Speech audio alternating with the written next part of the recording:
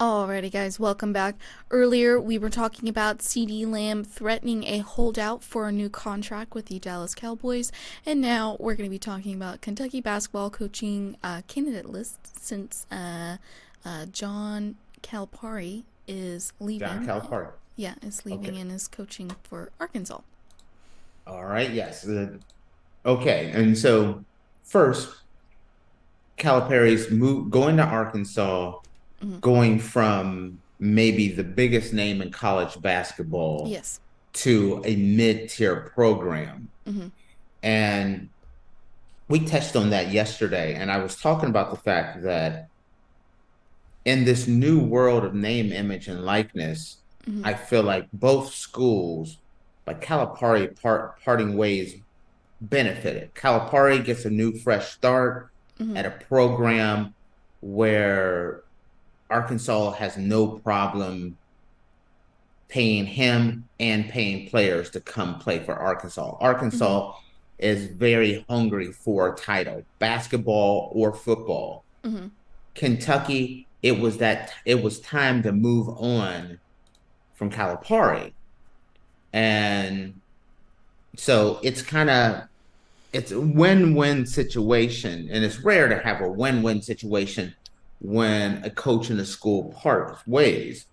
And I didn't go through this article that Faith had put together here, but before even starting right before break, I just wrote down what would be my top three choices for Kentucky, Hmm.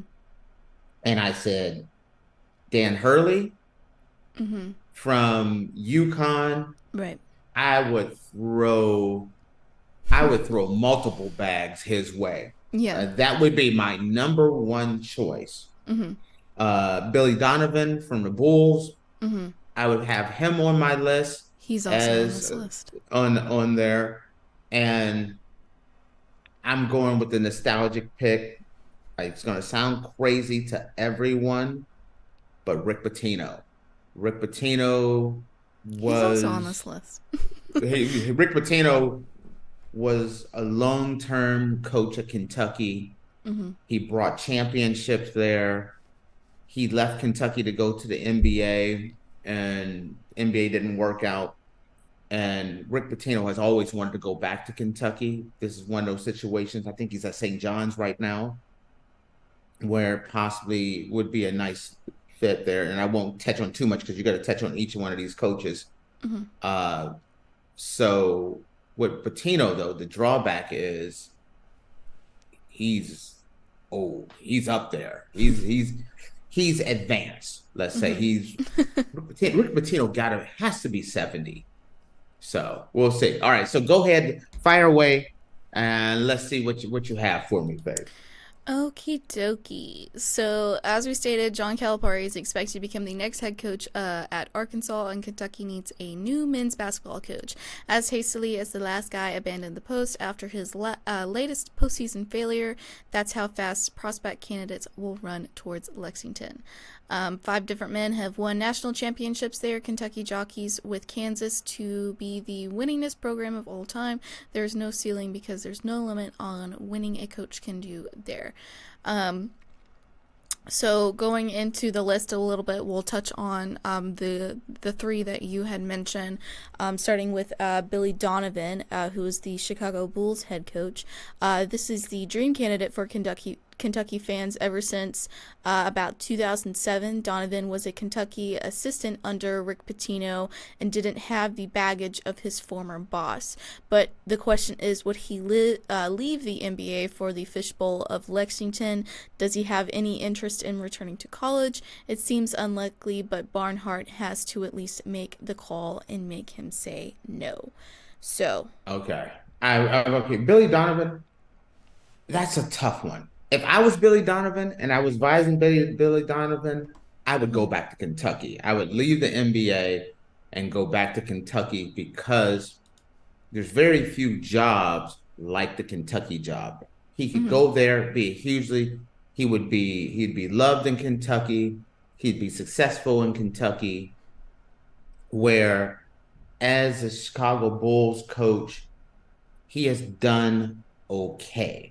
Mm-hmm. And I don't know how long he's gonna still be. If he doesn't get the Bulls going in the right direction, eventually they're gonna change.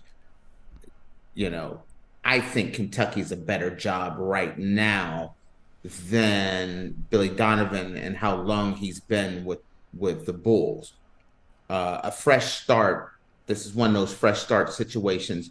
Going to a dream situation, I would have him go to Kentucky. Mm. So, all right, Okay. what's my next one? Okay. All right, so you also mentioned Rick Pitino, who is also on this list. He is the St. John's head coach. This would Mm-hmm. be unequivocally the most incredible result of an already incredible turn of events, but it is also a scenario that has to be considered, even if it is entirely unlikely. Pitino won more than 80% of his games in a legendary Kentucky tenure, including a 1996 national title, and is still perhaps the most loved and hated man in the state. Pitino would undoubtedly win if he returned to Lexington, but he's 71 and it's hard to seriously imagine this being a realistic option. That said, Pitino is still coaching and this job is open, and how amazing would this reunion be? Pitino pumped life back into dormant St. John's this past year and is an absolute force of nature in fundraising for both the program and in name, image, and license funding. Likeness. Well, they put license funding, so I don't know if they meant to put Okay. likeness. He hasn't exactly slowed down despite his age and all the times his career nearly went awry. Does Kentucky entertain this thought? I would go nuts over this one. He may be the greatest coach in Kentucky history. Mm-hmm. He was absolutely loved Mm-hmm. in Kentucky. Absolutely loved. He only left because he had a shot at being a coach in the NBA, went to the Celtics, failed, and Mm-hmm. then went back. And then he went to Louisville. He was hated for the fact that he went to Louisville, an in-state rival.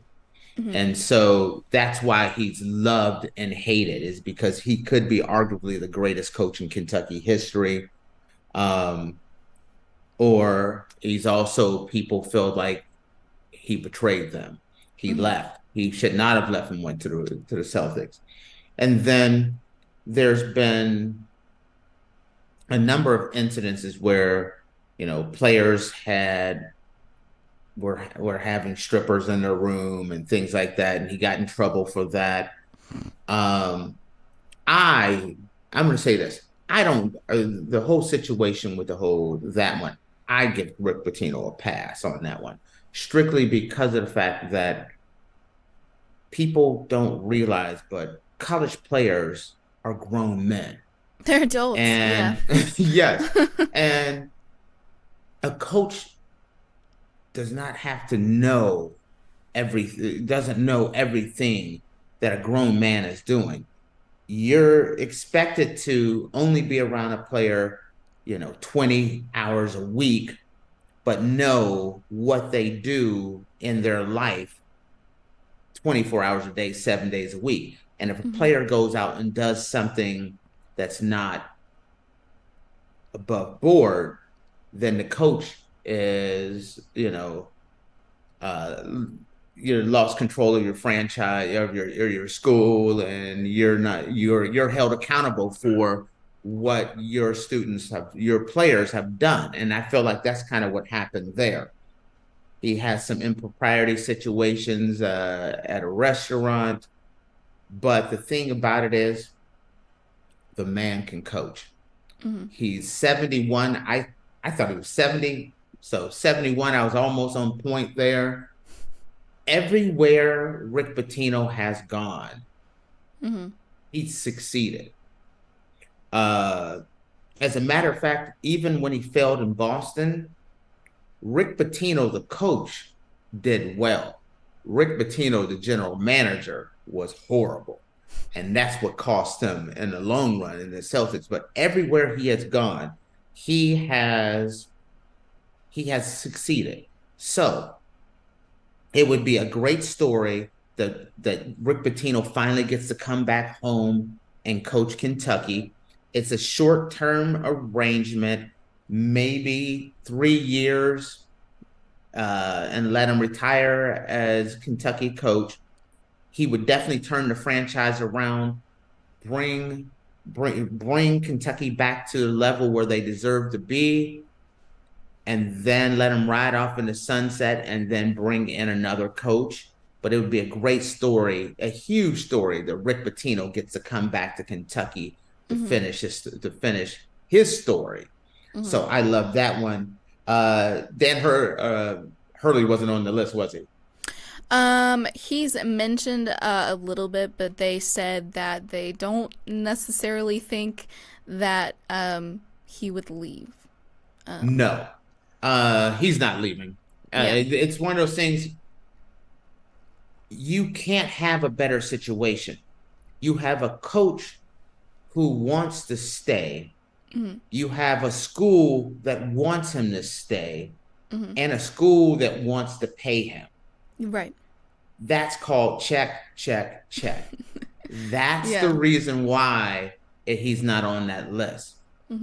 Kentucky's gonna call him. They're gonna call.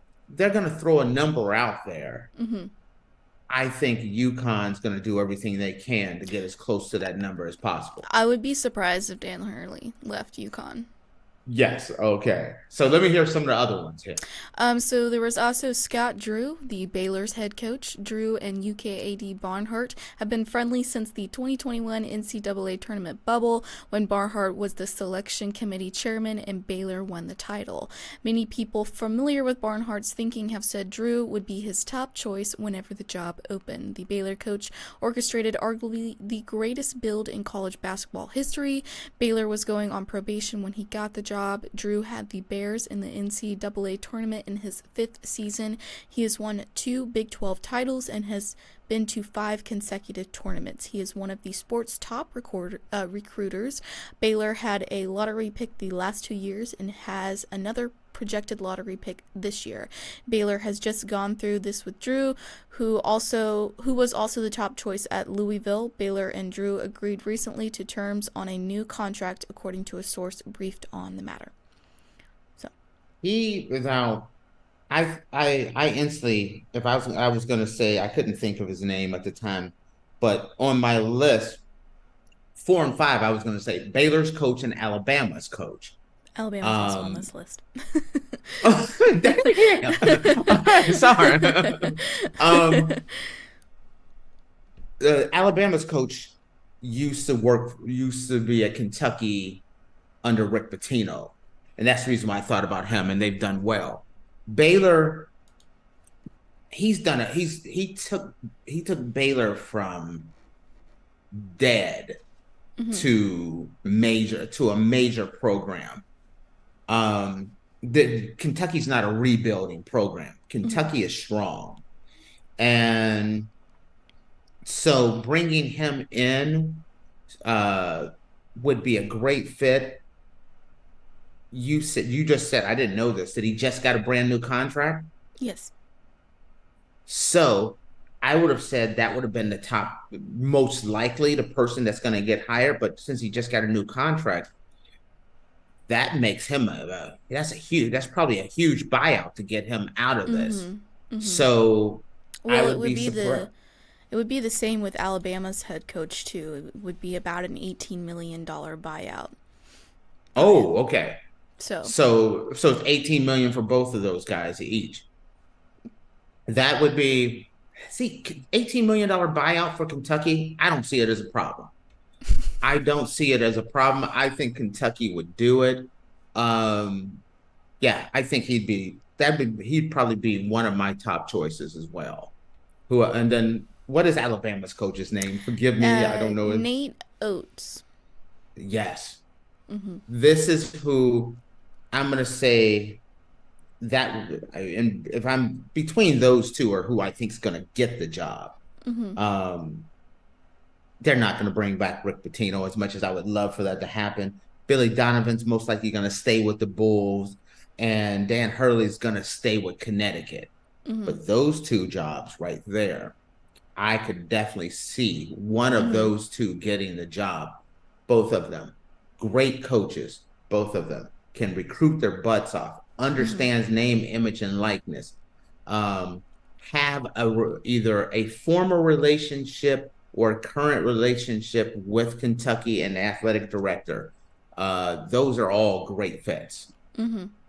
So I don't know if you throw somebody else out, I'm gonna be in trouble from this point on. If there's anybody else, I don't know if I can tell you anyone else. Who Um, else are you on? Who else? Give me names of other people I'm gonna yeah, listen to. we have Sean Miller, who is Xavier's head coach. Don't know Bruce enough about Pearl, him. who is Auburn's head coach. Oh, Bruce Pearl. I can't see Mm-hmm. Bruce Pearl. No, I can't see Bruce Pearl No. getting that job. No, okay. I didn't realize Bruce Pearl. I didn't even think about Bruce Pearl. No. We also have Mark Pope, the BYU head coach. Ooh, Ke- BYU's actually been doing really well too. That's a mm-hmm. good one. Yeah, Kelvin Sampson, Houston's head coach. Uh, Interesting. Shaka Smart, Marquette's head coach. Ooh, whoa, whoa, whoa. That's a really good one. Mm. Shaka Smart's a really that's an interesting would fit in well. Oh, Mm-hmm. I'd move him. He'd be in my he'd definitely be in my list here. Uh-huh. You just threw some name. You just I didn't even think about him at all. That's a good one. Mm-hmm. That makes it interesting when you start listing some of these guys and you don't even think about like Shaka Smart. I didn't cross my mind as even a possibility. I Mm-hmm. would have never. I'd have been here 20 minutes writing down names. I would have never thought of him, and now I'm like, ooh, I love that one. Mm-hmm. So And that's all the list has. yeah, there's some candidates. See, a lot of these guys, other schools, they would not be possibilities. Mm-hmm. But Kentucky's job, there's Kansas, there's Kentucky, there's North Carolina, maybe Duke. Those are jobs that everyone coveted. Mm-hmm. And so coaches that could be incredibly happy at their current situation are willing to say, you know what? I'm super happy here, but Mm-hmm. Kentucky, Kentucky's the supermodel that I always wanted. And, so it's going to be interesting. I think a decision with Kentucky, that'll be done shortly. Mm-hmm. That won't be out there for very long. No, I'm So sure by the end of next week. I feel like yeah, I'm with by you the on end of that one. next week's. Yeah. Yeah, I agree with you on that one. Shaka Smart. That's you threw one at me I was not expecting. I like that one. I like that one a lot. So, Thank you. all right.